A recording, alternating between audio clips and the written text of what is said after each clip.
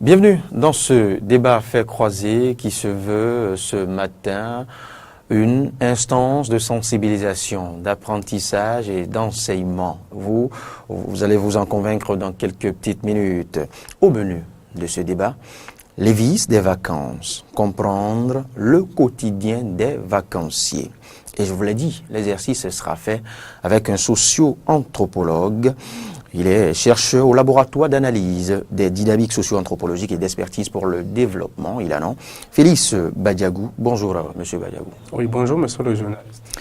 Et merci de votre disponibilité. Face à vous, Zéphirin Aouga, qu'il serait bien inutile de présenter sur Eden TV encore, activiste des réseaux sociaux, philosophe de formation. Bonjour, monsieur Aouga. Bonjour, monsieur le journaliste. Merci pour l'invitation. Je salue tous les téléspectateurs d'Eden TV et les auditeurs de Radio Diaspora FM. Alors, et encore une fois, il serait davantage inutile de vous définir ce que c'est que les vacances. Vous savez, le législateur a prévu un moment de repos et à la fin des activités pédagogiques, eh bien, cette période est accordée tant aux apprenants qu'aux enseignants. C'est vrai que les enseignants, les concernant, ne se reposent pas en tant que tels. On va y consacrer un autre numéro du débat à faire croiser. Maintenant, pendant ce moment de repos, pendant cette période appelée les vacances, que font les jeunes gens? Que font les jeunes filles? Que font les vacanciers en un mot? Que font-ils à la maison, dans la rue, à la plage, dans les boîtes? Eh bien, un état des lieux sera fait à l'entame de ce numéro du débat à faire croiser. Et après, eh bien, des lectures, je dirais, croisées seront faites. Lecture du philosophe et du socio-anthropologue, bien évidemment, des différents comportements, des constats. Et pour finir, des conseils à ces différentes couches. Voilà.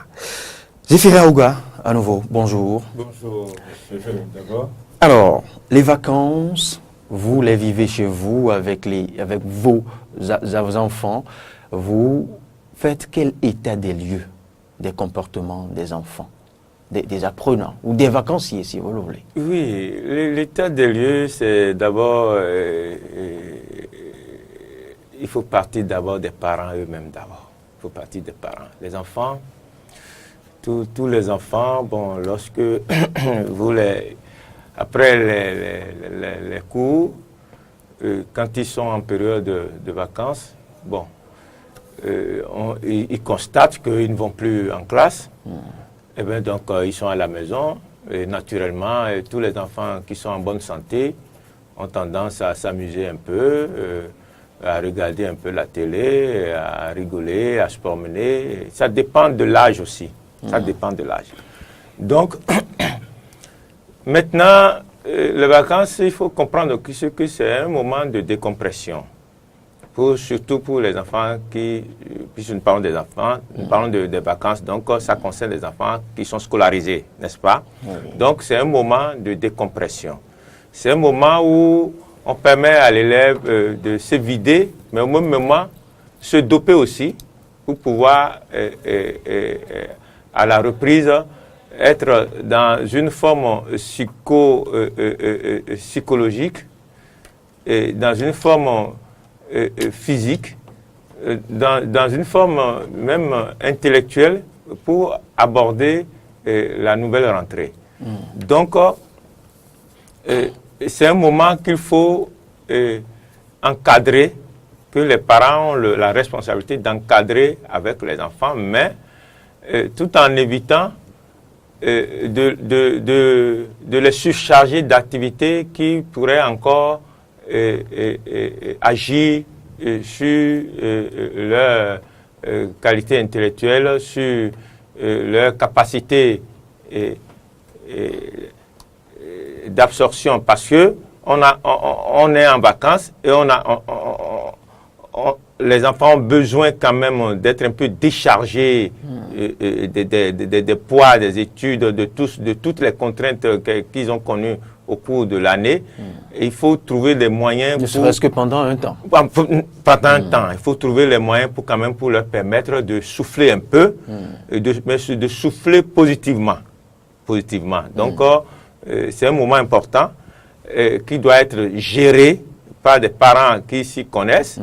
Et on va revenir à la gestion et au conseil bien après. Monsieur Félix Badiagou, en votre qualité de socio-anthropologue, quel constat faites-vous pendant cette période appelée les vacances, vous, dans votre rue, à la maison et autour de vous? Ok, merci, monsieur le journaliste. D'entrée, je vais dire que par rapport à la présentation, vous me permettez de préciser que je suis également membre d'un forum qu'on appelle Regard Scientifique. D'accord. Et c'est à ce titre que je me retrouve ici aujourd'hui. Donc, je voudrais profiter de cette occasion pour faire un clin d'œil à ces initiateurs. Parlant du sujet des vacances, je voudrais également vous remercier pour l'opportunité que vous nous offrez pour pouvoir éclairer les téléspectateurs sur ce sujet-là. Je voudrais partir de la définition des vacances. Et de façon générale, nous pouvons entendre par vacances une période de l'année civile pendant laquelle, dans le milieu scolaire ou universitaire, toutes les activités sont interrompues. Mais il y a également que les spécialistes des sciences de l'éducation ont apporté aussi des clarifications par rapport à la définition du thème. Nous avons par exemple Françoise Dolo, spécialiste de l'éducation rapprochée, qui dit que les vacances, c'est un moment de récréation, de détente et d'emmagasinement d'énergie pour faire une bonne année scolaire. Voilà qui rejoint un peu ce que venait de dire tantôt votre vis-à-vis. Effectivement. Nous avons aussi Jean Piaget qui a complété cette définition et qui dit que les vacances, c'est une période de récréation en vue de mener avec intensité des activités scolaires pédagogiques. Voilà. De ce point de vue, quand nous prenons de façon globale la définition ou toutes les définitions qui sont données du mot vacances, nous constatons qu'en réalité, quand on dit que les gens sont en vacances, en principe, c'est un moment où ils doivent se reposer. Un moment où ils ne devraient pas avoir des activités du genre à bouleverser le corps physique ou à faire trop réfléchir le mental. Donc, l'accent est mis sur le repos. Voilà, l'accent est mis sur le repos. Et ailleurs où les gens ont bien compris, en Europe ou en Amérique par exemple, en dehors des vacances des enfants, il y a que les parents introduisent aussi, se l'offrent aussi. Pendant cette période de vacances, les parents aussi qui introduisent un moment de vacances dans cette période de vacances des enfants. Et pendant cette période où les parents et les enfants s'offrent une période de vacances, et tout le monde voyage, on va se défouler, on change de cadre, on va en campagne pour aller se ressourcer, pour permettre aux enfants d'emmagasiner de nouvelles énergies afin d'entamer l'année scolaire à venir avec intensité. Donc, le constat qui est fait aujourd'hui dans notre environnement ici, vous savez, nous sommes dans un environnement où les conditions sont ce qu'elles sont et ce que nous voyons. Les moyens font toujours défaut. Et les parents pensent que quand on dit... Pas tout le monde. Oui, pas tout le monde, effectivement, mais la majorité des cas. On pense que quand on dit vacances, c'est la période où l'enfant doit aider le parent à mener une activité génératrice de revenus en vue de financer l'année scolaire à venir ou l'année universitaire. C'est déjà un constat pertinent. C'est déjà un constat pertinent. Donc, ce qui n'entre pas dans le cadre de la définition de ce que c'est que vacances. Pendant les vacances, on doit pouvoir, par exemple, permettre à l'enfant, si pendant une année scolaire, l'enfant a l'habitude de se réveiller à 5 heures pour étudier, s'apprêter pour aller à l'école, pendant les vacances, l'enfant doit pouvoir dormir jusqu'à 8 heures, 9 heures par exemple. L'enfant doit pouvoir mener des activités qui lui permettent d'augmenter sa capacité intellectuelle, non pas de réfléchir, mais des activités qui permettent de lui compléter quelque chose. l'enfant se repose, il dort correctement, il se repose, et puis le reste, il s'amuse. Là, vous laissez libre cours à ce que nous appelons grasse matinée. Et ce n'est pas comme cela que l'entend un enseignant à la retraite, un enseignant du primaire à la retraite, Eusèbe Pativo, qui exige de ses enfants, par exemple, même pendant les vacances, et que ceux-ci se réveillent même à 6 heures. Ah bon, oui, ça c'est son avis, et voilà, il y tient. C'est son avis. Mais là encore, c'est partagé. On peut dire, on permet à l'enfant de se réveiller à 6 heures, mais vous savez que les vacances, ce n'est pas comme ici au Bénin. Vous savez, ces dernières années, les choses sont bousculées un peu et puis les vacances ne couvrent plus totalement les 3 mois. Ont sensiblement modifié le cours normal de l'année scolaire. Sinon, les vacances, c'est probablement 3 mois et on peut permettre à l'enfant, au début des vacances, par exemple, de se réveiller à 9 heures. De juin, par exemple, juillet, on permet à l'enfant de se réveiller à 9 heures. Et puis, quand on s'approche de la rentrée scolaire, c'est-à-dire au mois d'août, par exemple, on commence à habituer l'enfant à se réveiller à 6 heures ou à 7 heures. C'est-à-dire, on commence à mettre dans les habitudes de l'enfant que, l'année scolaire s'annonce, il faut que tu commences à t'habituer au réveil de 5 heures ou 6 heures pour que, pendant l'année scolaire, tu ne commettes pas les erreurs de te réveiller par exemple, à 9 heures. C'est pour ça que je dis que c'est encore partagé. Ce n'est pas mettre toutes les vacances à se réveiller à 6 heures. Là encore, ce n'est pas trop bien.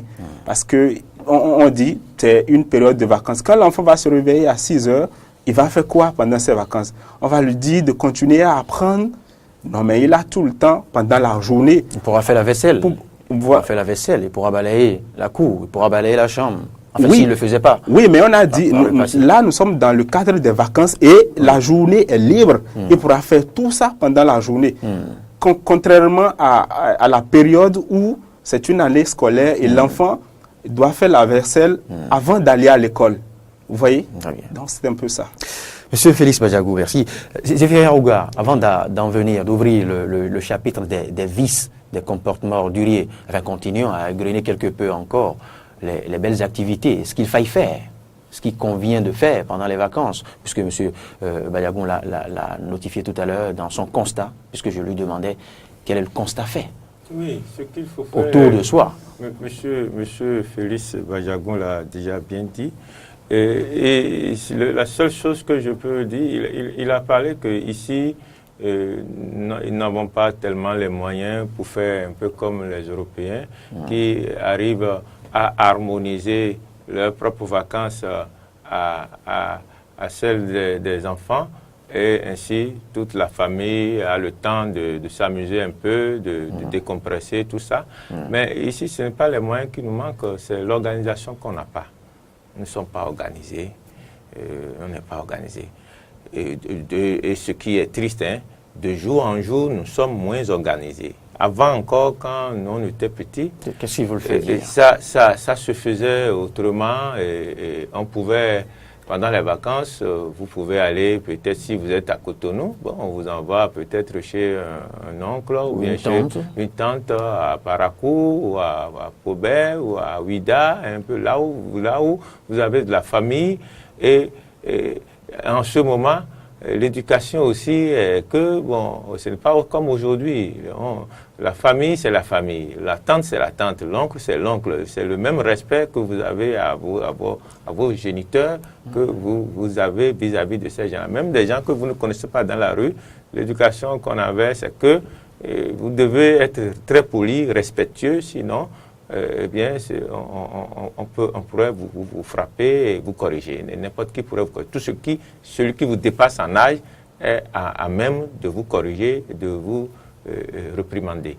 Donc, cela se faisait. Mais aujourd'hui, plus les jours, les années avancent, nous avons vu que nous changeons, mais nous ne changeons pas nos valeurs, les valeurs culturelles que nous avions, les valeurs de communautarisme que nous développions dans le temps. Aujourd'hui, ces valeurs se sont effritées complètement et il n'y a plus cette grande famille dont je parle où, bon, on peut avoir aussi aujourd'hui la volonté d'envoyer son fils à Parakou ou bien son fils à Djougou. Les temps ont changé complètement. Et en plus, il y a la nouvelle technologie de l'information et d'éthique et surtout les smartphones, tout ça là, qui sont... le monde a changé. En notre temps, on n'avait pas... Contribué à renforcer l'individualisme. À renforcer l'individualisme, ce qui fait qu'on n'a plus tellement besoin de l'autre et on n'est même plus en sécurité quelque part. C'est-à-dire qu'il y a la crainte des parents d'envoyer maintenant... moi, maintenant, je ne peux pas envoyer mon enfant à Parakou chez quelqu'un sans savoir si la personne peut être à la maison pour vraiment surveiller l'enfant, pour être attentionnée et tout. Mais si la personne doit elle-même courir tous les matins pour aller chercher l'argent et que l'enfant doit rester à la maison avec les autres enfants où personne ne contrôle rien, où on ne sait pas quand est-ce qu'ils sortent, quand est-ce qu'ils rentrent. Donc, vous voyez, donc, le monde a changé de telle manière que déjà nous n'étions pas bien organisés. De jour en jour, nous sommes très loin d'une organisation réelle. Donc chacun essaie de faire comme il peut. Aujourd'hui, les gens sont obligés de garder leurs enfants chez eux. Donc il n'y a plus de vacances tellement. La seule vacance qu'on peut avoir, c'est que l'enfant reste à la maison. Et tout ce que vous venez de citer là, on essaie de lui appliquer, on lui permet de décompresser un peu, de voir un peu la télé, de s'amuser un peu, tout en y ajoutant ce que M. Davo a dit, qu'il continue à faire les travaux domestiques aussi de temps en temps et puis faire d'autres choses. Mais aujourd'hui, l'individualisme ce que le professeur qualifie de manque de moyens aussi a fait que les vacances ne sont plus tellement ce qu'elles étaient avant. Très bien. Aujourd'hui, c'est chacun s'assoit, Dieu le pousse. Les enfants, ça dépend de quelle maison, dans quelle maison, ça dépend de quels parents aussi. Même moi qui suis ici, mes enfants ne vont plus en vacances ailleurs, ils sont chez moi à la maison. Et puis j'ai l'œil pour ça, mais j'essaie au moins de comprendre qu'ils sont en vacances, qu'il ne faut pas les bousculer, qu'il faut les laisser prendre un peu, de respirer un peu. Au moins, je fais ça. Mais en dehors de ça, ils sont à la maison. Très bien. Alors, Félix Badiagou, dites-nous, qu'est-ce qui explique les déviances, les mauvais comportements que nous notons pendant les vacances chez les jeunes gens? Alors, merci, monsieur le journaliste. Vous voyez, les vacances, comme nous l'avons défini précédemment, s'inscrit dans un cadre donné. C'est-à-dire que les vacances ont des règles. C'est-à-dire, pour bien vivre les vacances, on doit respecter certains principes. Mais aujourd'hui, nous constatons que ces principes-là ne sont pas respectés. Et vous voyez, par exemple, dans sa théorie de socialisation, Émile Durkheim, c'est le père de la sociologie française, qui distingue l'intégration de la régulation et qui dit que il dit que la régulation, c'est le processus de modération des passions individuelles. Et de ce point de vue, quand on n'arrive pas dans un environnement donné, dans un cadre donné, on n'arrive pas à modérer les envies des vacanciers ou des individus qui se retrouvent dans un environnement donné, ça pose un problème. Et donc, il découle de ce principe-là, ce que vous avez appelé tout à l'heure déviance. Et il définit la déviance comme étant un défaut de régulation qui s'explique par l'absence ou l'insuffisance des règles dans un environnement donné, dans un système donné. Vous voyez, ça veut dire que si nous avons aujourd'hui des déviances qui s'observent pendant les vacances, ça voudra dire qu'il manque de régulation. Ça veut dire que les parents ne jouent plus leur rôle comme il le faut. Quels sont les éléments constitutifs de l'absence de ces régulations? Bon, vous voyez par exemple, pendant les vacances, les parents laissent un enfant vaquer à ses propres occupations, aller travailler pour amener de l'argent. C'est-à-dire, on dit, c'est les vacances, vous pouvez aller vous débrouiller pendant la rentrée, il faut que vous vous preniez en charge, vous savez comment les temps sont durs. Et puis, dans certaines familles. Dans certaines familles. Et les enfants sont obligés d'aller faire les petits jobs de vacances, aide-maçon et autres, pour pouvoir réunir le nécessaire qu'il faut pour prendre les fournitures et se prendre peut-être en charge au cours de l'année scolaire. Effectivement. Et puis, dans cette mobilité, dans ce déplacement de l'enfant qui peut-être rencontre ses amis dehors, qui s'expose à des effets nocifs, c'est-à-dire et ses amis qui ont des pratiques qui ne cadrent pas avec les pratiques de la maison, il commence à copier ses habitudes de ses amis. Et de ce point de vue... ou peut-être c'est lui qui en apporte de la maison. Voilà, ou c'est lui qui en apporte de la maison. Et comme ça, quand il y a ces fusions-là, on ne peut que constater des déviances dans la société. Donc je crois que c'est ce qui explique ces déviances que nous constatons pendant les vacances. Et le monsieur a parlé, monsieur Aouga parlait tout à l'heure du déplacement des enfants que avant, par exemple, on pouvait envoyer son enfant chez un parent proche ou chez un ami à Parakou, à l'intérieur du même pays. Vous envoyez, par exemple, votre enfant en vacances quelque part et vous n'êtes pas sûr que tout ce que vous garantissez à votre enfant à la maison sera retrouvé dans la famille d'accueil là-bas. Vous n'êtes pas sûr que l'enfant aura droit à 4 repas par jour. Vous n'êtes pas sûr que l'enfant va dormir sous moustiquaire. Vous n'êtes pas sûr que la famille d'accueil veillera correctement sur l'enfant que vous placez chez eux. De ce point de vue, quand l'enfant que vous envoyez en vacances ne se retrouve plus dans le cadre qui est le sien, dans le cadre auquel il est habitué, là, il est obligé de sortir, de rentrer dans la nature et de commencer à chercher un cadre plus adéquat, à compenser ce vide-là qui lui manque. Donc, voilà un peu beaucoup de choses qui expliquent le cas des déviances que nous observons aujourd'hui. Zéphira Aouga, on en vient maintenant aux déviances, aux mauvais comportements. Et le socio-anthropologue vient d'en étaler quelques types, quelques catégories. Tout à fait. Ce qu'il dit est très probant, très pertinent, parce que aujourd'hui, comme j'ai dit tantôt, nous n'avons pas cette organisation-là. Avant encore, on avait le poids de la famille.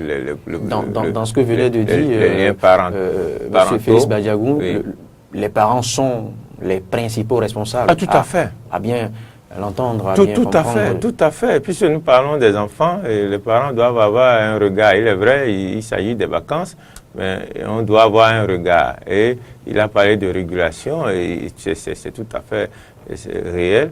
Donc il faut pouvoir réguler. Et le régulateur aussi doit être quelqu'un qui connaît et qui sait ce qu'il fait.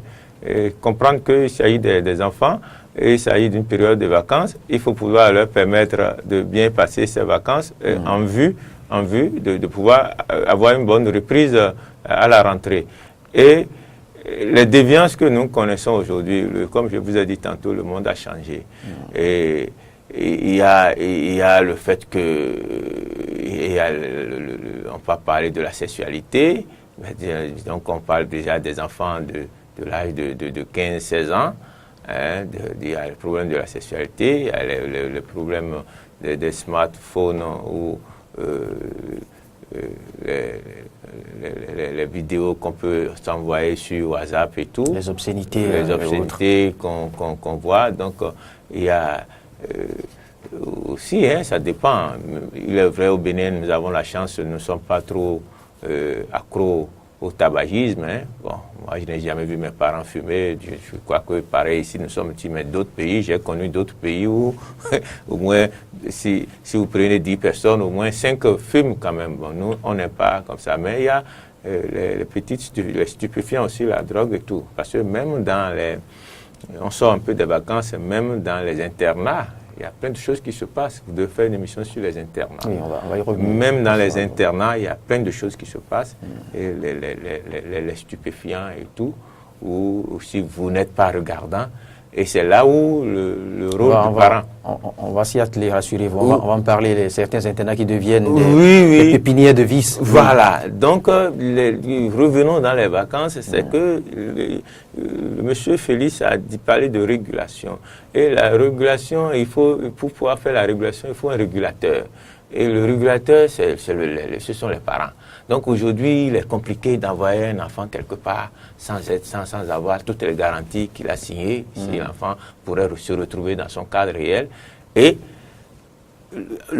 pour que le suivi, le régulateur puisse vraiment jouer son rôle. Parce que si sans cela, les déviances sont... Parfois, il y a des déviances qu'on observe et qui ne sont pas du fait même de l'enfant et qui proviennent et qu'on peut attribuer à l'ignorance carrément. Ou bien, parfois, pas un effet de groupe, où ce sont d'autres camarades, des amis qui vous entraînent, un fait d'entraînement où on suit l'enfant qui n'a pas la capacité de dire non à ses amis et qui n'a pas un certain âge ou bien qu'on n'a pas encore éduqué à un certain niveau pour pouvoir dire... Là, vous me rappelez le message qui circule actuellement sur les réseaux sociaux, un long message d'une petite fille qui a été violée par son oncle. Je ne sais pas si vous avez eu le temps de lire ce message. Une petite fille qui a été violée par son oncle, qui lui promettait des friandises, des chocolats et autres.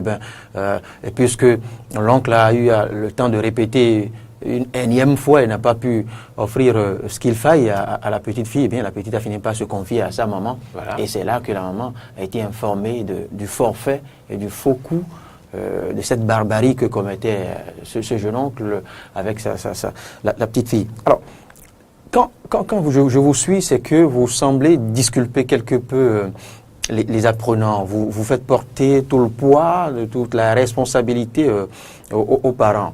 D'accord. Mais maintenant, quand le parent se décide, Félix Badiago, Zéphirin Rouga, quand le parent se décide, par exemple, de faire plaisir à son enfant, et les confie à un oncle qui est censé les amener en boîte. Juste leur faire connaître ce que c'est que la réalité des boîtes de nuit, par exemple, ou de quelques lieux de distraction que ce soit. Le parent n'est pas, dans ce cas, le parent n'est pas obligé là de suivre les enfants forcément. Mais il y a un adulte à qui l'enfant, où les enfants sont confiés. Et arrivé sur ces lieux de distraction, quand l'oncle même, de concert avec les enfants, se livre à ces comportements orduriers. Alors, est-ce que là encore, on dira que ce sont les parents qui sont fautifs? Une seconde, avant que monsieur, je ne veux pas arracher la parole à monsieur Félix, mais il est vrai qu'on a compris ce que vous êtes en train de dire, mais l'exemple de la boîte de nuit, pour les enfants, c'est pas un exemple adéquat. À conseiller. Non, c'est pas un exemple adéquat du tout. Les parents sérieux. C'est pas une horreur non plus. Non, ce n'est pas. Ça dépend. Puis nous parlons des enfants. Il y a des points décents qu'on peut recommander aux enfants. Nous parlons des enfants. Oui. Il est vrai, nous sommes au Bénin et que bon, les gens peuvent rester chez vous jusqu'à 18 ans. À 18 ans, on peut quand même laisser libre cours à un enfant. Il est vrai, nous sommes de connaître ce que c'est que. Nous sommes au Bénin. Les gens peuvent rester chez vous jusqu'à 24 ans, 25 ans et continuer toujours d'être enfants. Il est vrai de toutes les manières.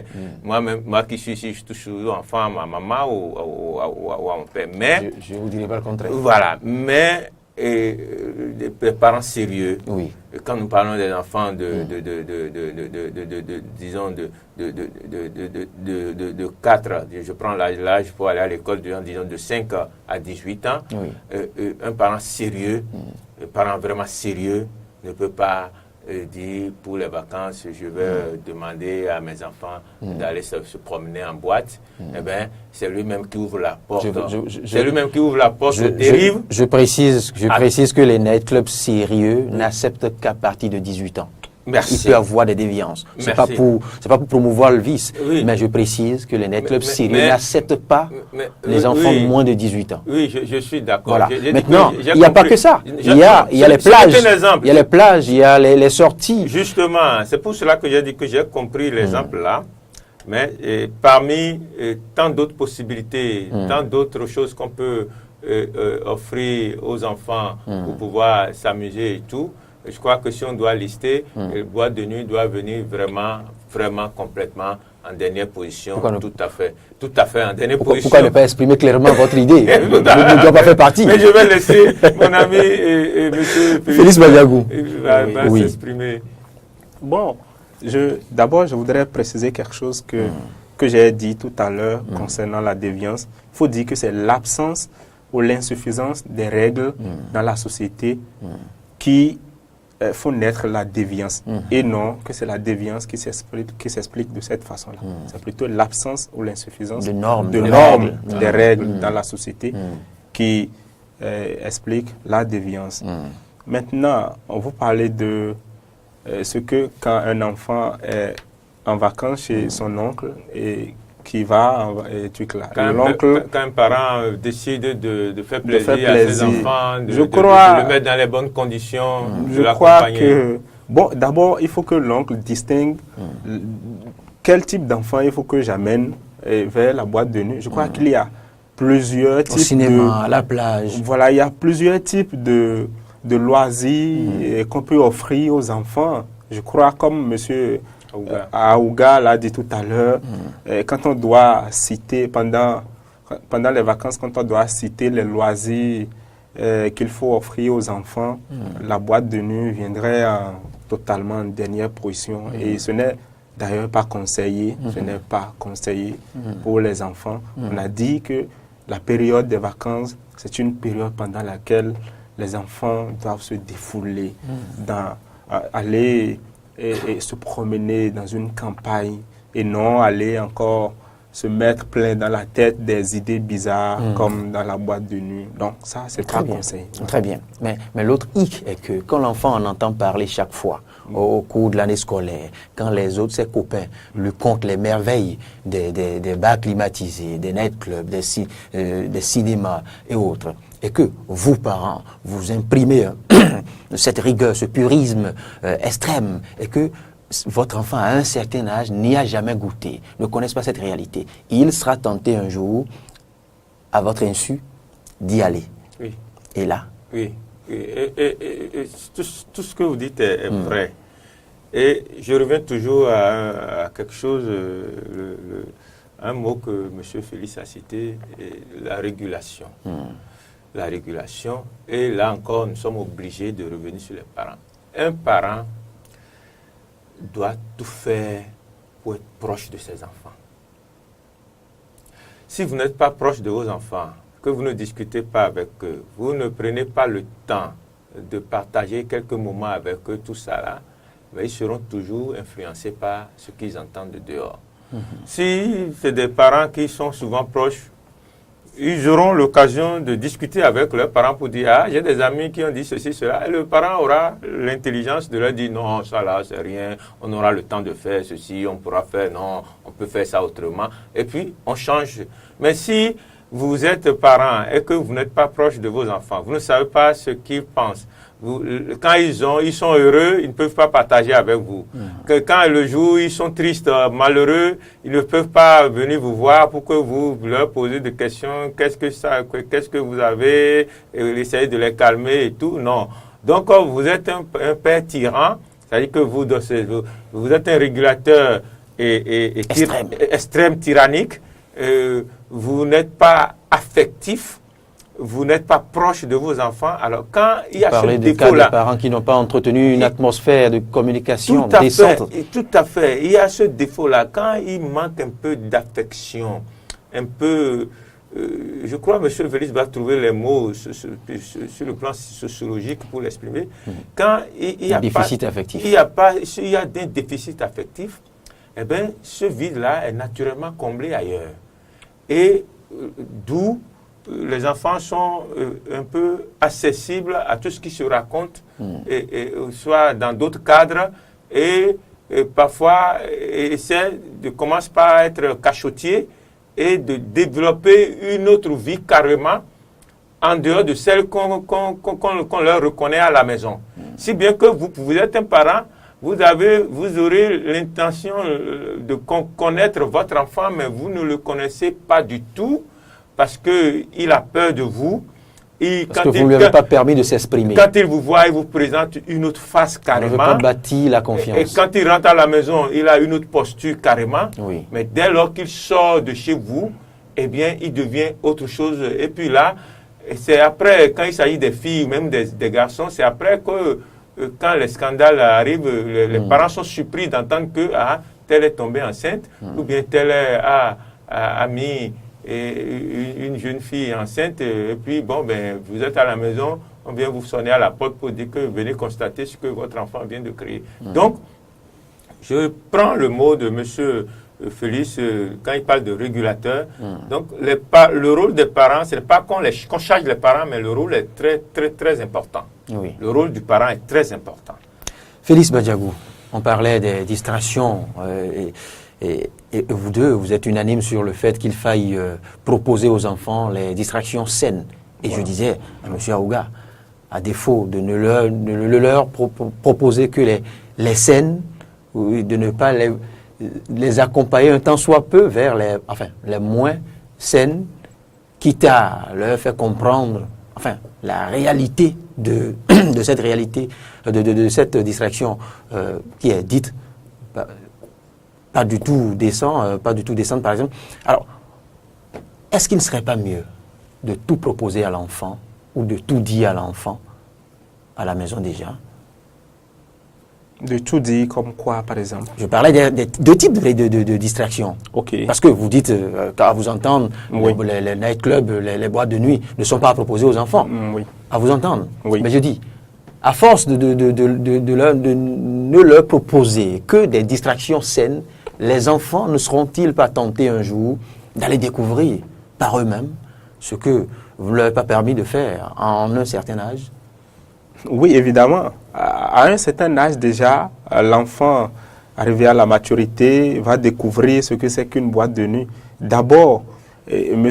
Aouga parlait tout à l'heure d'organisation. Je crois, dans les endroits un peu plus sérieux, c'est-à-dire que les vacances se planifient d'avance et les enfants savent déjà où aller pour se ressourcer, où aller pour se récréer, où aller pour prendre du plaisir.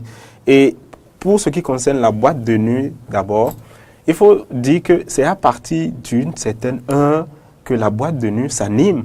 Et déjà, pour un parent sérieux, ne doit pas disons, le parent sérieux ne doit pas prendre l'initiative d'envoyer son enfant visiter un tel lieu à une certaine heure. Déjà, c'est une heure où, pendant les vacances, il faut dire, à cette heure-là, il faut commencer à te reposer. Même pendant les vacances, le fait de laisser les enfants trop regarder la télévision n'est pas bien. Parce qu'une fois que l'enfant prend l'habitude, pendant l'année scolaire aussi, l'enfant pourra continuer à exercer cette habitude-là et ça va lui arracher un peu le temps qu'il mettra à disposition pour les études. Vous voyez? Donc, même les distractions se cadrent. C'est-à-dire, vous essayez d'encadrer un peu les distractions des enfants pour que, à la longue, ça ne devienne pas une habitude pour ces enfants-là. Donc, je crois que c'est un peu ça. Oui. Vous savez, quand j'y insiste, ce n'est pas pour que les parents adoptent ces distractions malsaines. Non, mais quand vous rendez sur l'esplanade du Stade de l'Amitié, lors de certains festivals, lors de certaines foires, par exemple, vous lisez à travers le comportement des jeunes gens qu'ils ont besoin de s'exprimer, qu'ils n'ont pas, quand vous lisez quand vous constatez certaines déviances, vous vous dites d'office que ce n'est pas très sûr que cet enfant puisse le faire à la maison. Donc, l'enfant a besoin d'un espace pour l'exprimer. Et si on le lui avait permis à la maison, si on lui avait déjà dit à la maison ce pourquoi on le lui interdisait, je pense qu'en public, il ne ferait pas. C'est au fait ça, ce pourquoi j'insistais sur ce type de distraction. Oui. Ce n'est pas à recommander en tant que tel. Maintenant, Zéphirine Aouga, que doivent-ils faire pendant les vacances, pour finir? Que doivent-ils faire? Que doit-on recommander tant aux apprenants qu'aux parents? C'est vrai, vous avez fait tout le temps, vous avez fustigé tout le temps. Non, pas fustigé. Faire ressortir la responsabilité des parents.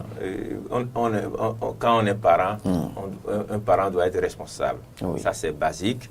Et la responsabilité, c'est par rapport à votre petite famille et même en dehors de chez vous. Vous ici, vous êtes à un poste ici, mais vous devez montrer suffisamment de responsabilité. C'est pour cela que vous continuez de nous inviter tout le temps.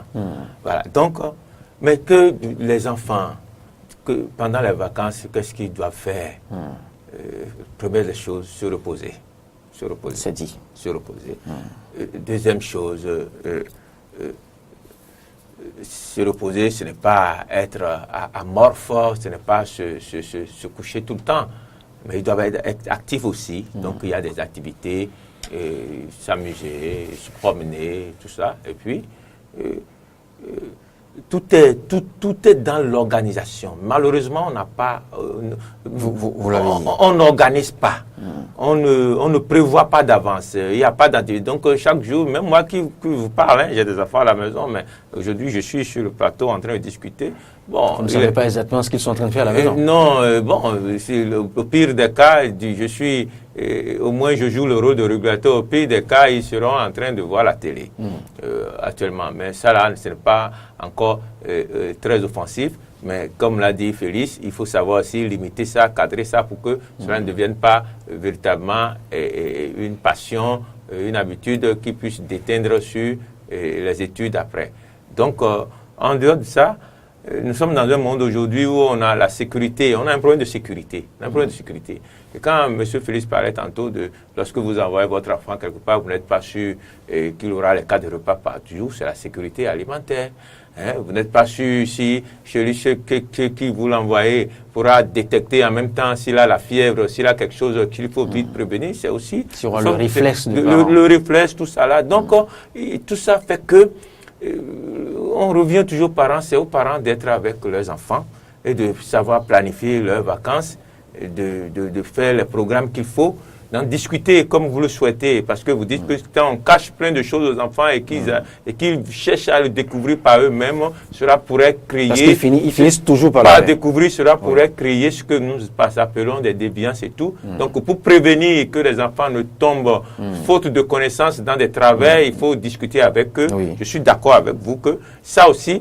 accompagner de temps à autre à la plage. Ça aussi, ça rejoint... préciser déjà à quelle distance vous restez de la mer. Ça rejoint le mot qu'a utilisé M. Félix, qui me plaît bien, le mot régulateur, que c'est toujours les parents qui doivent organiser tout cela. Et comme j'ai dit tantôt, il faut être proche des enfants. Moi, j'ai une fille, je pourrais la laisser, 19 ans, à la maison déjà, à l'université, tout ça. Ah, papa, nous sommes, mes camarades, on veut faire une fête à la plage et tout. Mais comme je me suis habitué à être souvent avec elle, à discuter, je lui ai dit de rien ne me cacher, rien. Alors qu'on habite très loin, je dis, bon, qu'est-ce que tu veux, je t'accompagne? Il dit, ah, bon, papa, oui, d'accord. Mais je dis, mais si je ne t'accompagne pas, tu feras comment pour revenir à la maison? Puisque c'est un peu éloigné. Et il dit, d'accord, je l'ai accompagné. Mais quand je l'ai accompagné, je ne suis pas allé là où ils sont en train de s'amuser. Je suis resté à près de 800 mètres dans une buvette et quelque part là, avec un bouquin en train de lire et tout. Et j'ai dit, bon, vous finissez quand? Elle me dit, on finit à telle heure. J'ai dit, bon, je t'attends. Donc, ça fait 2 heures, 3 heures de temps. Je t'attends. Je l'ai attendu. Ils ont fini. Et de là où j'étais, je peux les voir en train de s'amuser. Mais quand elle a fini, elle m'a rejoint. Puis on est rentré à la maison. Et nous discutons de tout. Parce que tu parlais même de la sexualité. Je discute de tout. Je dis, n'importe qui te dit quelque chose, viens me dire, tu ne dois pas avoir peur. Et de toutes les manières, ces choses, c'est naturel. Mais il n'y a pas à avoir peur, tu viens me dire.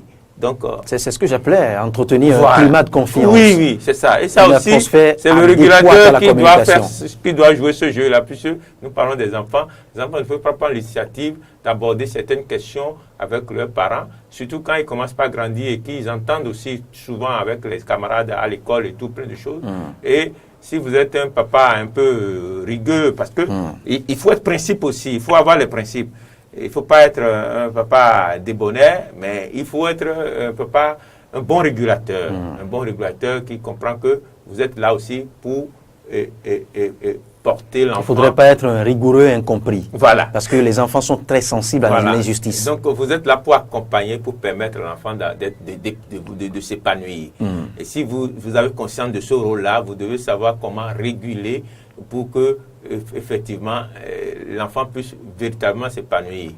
Parce que c'est très important que les parents le sachent dès aujourd'hui, quel que soit ce que vous cachez à l'enfant, quelle que soit la rigueur incomprise que l'atmosphère de rigueur extrême, à la limite de dictature, de féodalité que vous appliquez à la maison, l'enfant finira toujours par goûter à ce que vous interdisez.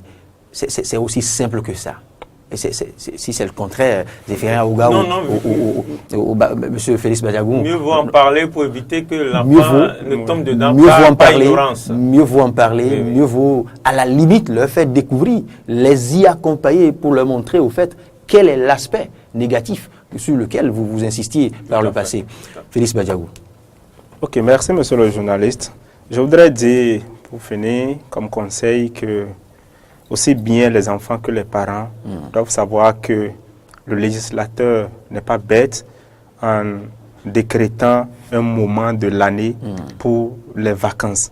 S'il le fait, c'est parce que c'est bien pour l'organisme et que les enfants doivent savoir que c'est de leur plein droit d'aller en vacances, de jouir des moments de vacances, de jouir des moments de loisirs. Et les parents également doivent savoir que ces moments-là doivent être des moments pendant lesquels ils doivent faire plaisir aux enfants.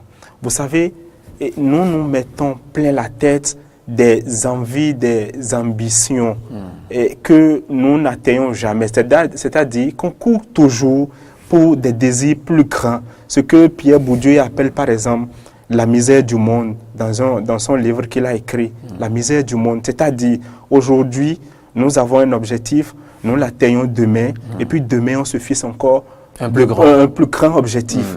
Et de jour en jour, on n'atteint jamais ces objectifs. Et on se dit, je ne peux pas me permettre de me donner un moment de congé pour aller m'amuser avec mes enfants. Je ne peux pas me permettre de manquer mon boulot pour faire plaisir à mes enfants. Je ne peux pas me permettre de rester à la maison ce samedi parce que si jamais... Là, vous évoquez là le cas des parents qui monnaient même leur congé, leurs vacances. Voilà. C'est un peu ça. Vous avez peut-être des parents... On en a plein dans l'administration, au ministère et autres. Vous avez des parents qui vont vous dire qu'ils n'ont jamais pris congé. Pendant 15 ans, ils n'ont jamais pris congé. Ils vendent ça. Parce que, voilà, ils vendent ça. Et c'est pas bien. C'est ce que parce Pierre que Bourdieu... pendant leur congé, il y aura des missions. Voilà. Il y aura des missions, il y aura des colloques, il y aura des conférences. Ils ne pourront pas participer. Pierre Bourdieu appelle ça la misère du monde. C'est triste quand même. C'est triste. Donc, ils doivent savoir que, quel que soit ce qu'ils font, ils doivent mettre à disposition des enfants le temps minimum. Parce que pour maximiser la réussite des enfants aussi pendant l'année scolaire, il faut le préparer déjà pendant les vacances.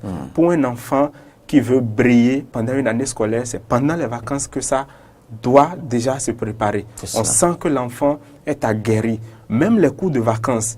Les vacances doivent servir de socle, de fondation pour définir l'édifice que constitue l'année scolaire. C'est bien ça. On peut trouver un moyen de mettre à disposition de l'enfant ce qu'il doit voir pendant l'année scolaire qui vient, mais pas le contraindre aussi. Vous voyez, par exemple, vous prenez le cas de cette année. Les enfants ont fini pratiquement à fin juillet. Oui. Et déjà, début août, les enfants rentrent en cours de vacances. Et à fin août, début septembre, mi-septembre, la rentrée commence. Vous voyez combien de temps les enfants ont mis à disposition pour s'évader. C'est une autre forme de maltraitance. Vous voyez, donc nous devons nous l'approprier que les vacances, c'est vraiment des moments de plaisir, des moments de distraction. Et nous devons nous organiser de plus, comme l'a dit M. Aouga. On doit de plus en plus nous organiser pour se l'offrir ces moments de vacances-là. Donc c'est ce que j'ai à préciser. Merci Félix Badiagou. Les vacances définies comme moment de repos, moment de relaxation, moment pour se recharger en énergie, pour mieux aborder et mieux vivre l'année scolaire, vous l'avez dit. Les vacances ne doivent pas être le moment de découverte des vices, le moment de pratique ou d'essai des vices, de la chicha par exemple, voilà, autre cas de pratique qui est en vogue actuellement dans les bars, les nightclubs et autres, et tous les enfants. Et le comble est que les petites filles, les jeunes filles aussi fument aussi bien et avec dextérité que les jeunes gens. J'ai fait la découverte par moi-même, rassurez-vous. Oui, dans un certain coin, lors d'un anniversaire d'un ami à moi où je me suis surpris à découvrir que les petites filles savent fumer. Et fumer un peu comme le feraient des drogués des ghettos que je me garde de citer ici. Oui, ils fument et se permettent même de sortir la fumée par tant par la bouche que par les narines. Alors, Zéphirien Ougan, merci franchement pour la disponibilité. Merci à M. Félix Badiagou. Je rappelle que vous êtes sociologue chercheur au laboratoire des dynamiques socio-anthropologiques et d'expertise pour le développement. Membre du forum Regard Scientifique. Membre du forum Regard Scientifique, vous y tenez tant. C'est quoi déjà ce forum? C'est un forum WhatsApp ou c'est quoi? C'est une association? Voilà, c'est le forum Regard Scientifique, c'est en fait un creuset. Vous y faites quoi? De la socio? Oui, de la sociologie, c'est-à-dire que nous portons des opinions. Donc nous pourrons avoir des membres de ce forum de temps à autre sur les plateaux de Matin d'Éden. Nous sommes à pour nous aider à décrypter, à apprécier, à lire le tissu social. C'est exact. Donc c'est un creuset composé de sociologues qui opinent sur l'actualité, qui donnent des points de vue sociologiques sur les faits d'actualité. Donc c'est un peu ça. Ah oui, on a besoin d'un tel partenariat. Merci M. Félix Badiagou. Merci à Mme Oumemat Badiri, la doctorante qui nous a aidé à entrer en contact avec vous. C'était bien évidemment le débat à faire croiser.